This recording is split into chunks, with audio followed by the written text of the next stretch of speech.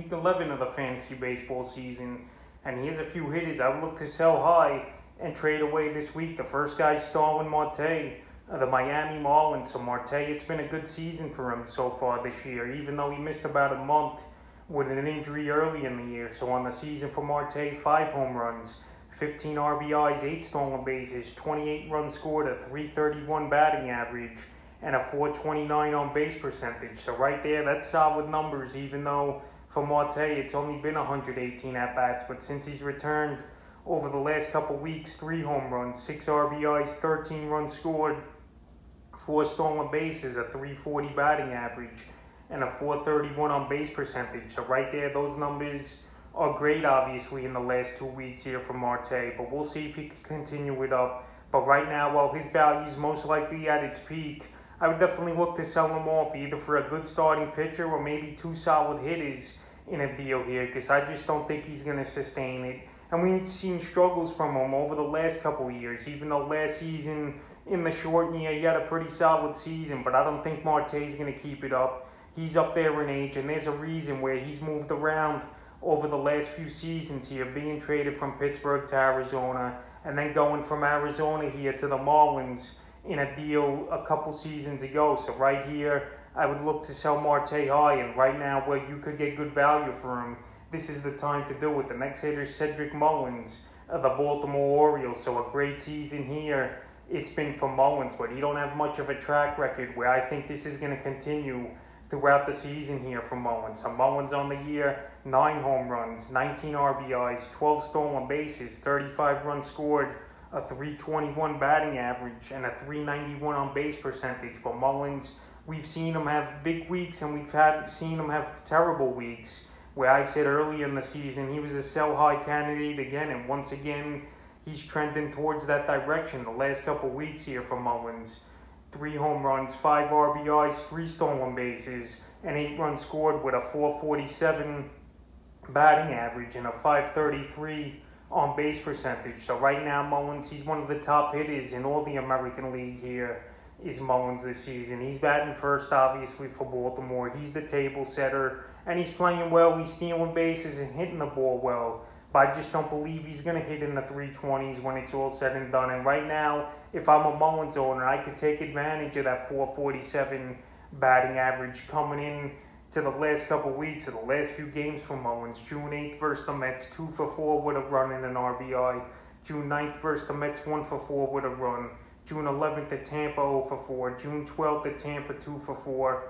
June 14th at Cleveland, 1 for 3. June 15th, 1 for 3 with a run at Cleveland. So right here, he's getting about a hit or 2 a game of late here is Mullins. But I just don't see it continuing for him. And I think you could get a good power hitter for him in a deal, or even a nice starting pitcher or 2. Because right now, like I mentioned, he's up there in the rankings for fantasy baseball, ranked 28th on the season, and he's up there and leading the league in hits. But right now, I just don't see it continuing.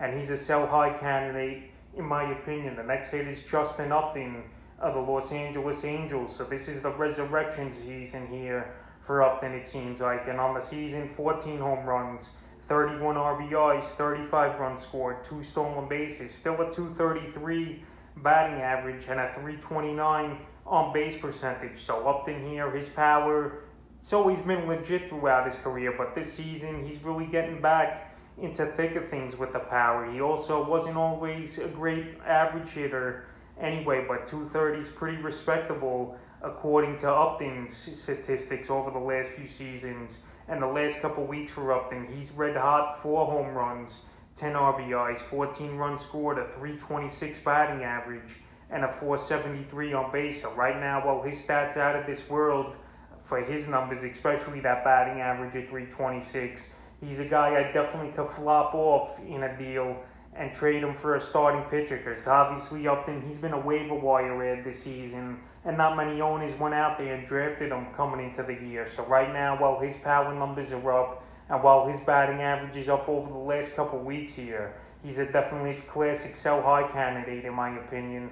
And I find it weird too that the Angels bat him first in their lineup here. So the last few games for Upton, June 8th, versus Kansas City, 1 for 3 with a homer, an RBI, and 2 runs. June 9th versus Kansas City, 1 for 3 with a run. June 11th at Arizona, 1 for 4 with 2 runs. June 12th at Arizona, 0 for 2 with a run. June 13th at Arizona, 3 for 5 with an RBI and 2 runs. June 4th at Oakland, 0 for 4. And June 15th at Oakland, 1 for 4 with an RBI. So right now, Justin Upton, he's hitting the ball pretty well over the last couple weeks. He's showing power, and right now I just don't see it lasting the whole season.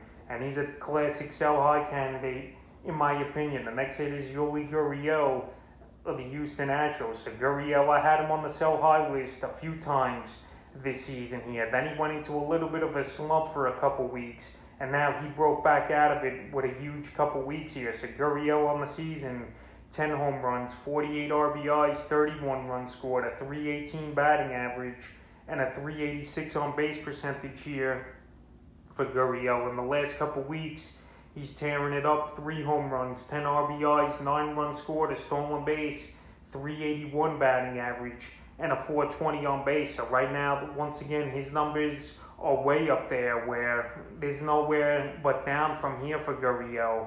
And he's been a streaky player, like I mentioned here. The 48 RBIs is definitely up there, though, amongst the league leaders this season. But I don't think he's going to continue it at this pace as Gurriel. And he's a classic sell high candidate. He's ranked 11th this season in fantasy baseball. And no way he's going to be a top 20 player when it's all said and done, in my opinion. And no way he's going to finish the season amongst the league leaders in RBIs as well, or be a 300 batting average on the season. Last season we saw from him a .232 average.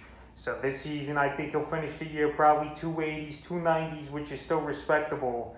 But right now he's a guy that's just not going to keep up this torrid pace that he's been on. So the last few games for Gurriel: June 8th at Boston, 3 for 4 with an RBI. June 9th at Boston, 2 for 5 with a run and a rib. June 10th at Boston, 1 for 3 with a homer, 2 RBIs and 2 runs. June 11th in Minnesota, 1 for 4 with a homer. June 12th in Minnesota, 0 for 4. June 13th in Minnesota, 0 for 3. And then yesterday, 0 for 3 at Texas with an RBI. So Gurriel now, he's starting to slump again here. In his last 3 games, he's 0 for 10 as Gurriel. So right now, the numbers are already starting to go down. And while it's too late to get top value for him, this is definitely a time to trade him and sell him high this week. In the 5th and final hitter, I look to sell high in trades his teammate, Michael Brantley of the Houston Astros. So Brantley, we know he's been a good batting average hitter. We know he's made a couple all-star teams over the last few seasons. And so far this season, 3 home runs, 21 RBIs, 30 runs scored, a .340 batting average, and a .383 on base percentage. But the last couple weeks here, he's playing out of this world, this Brantley.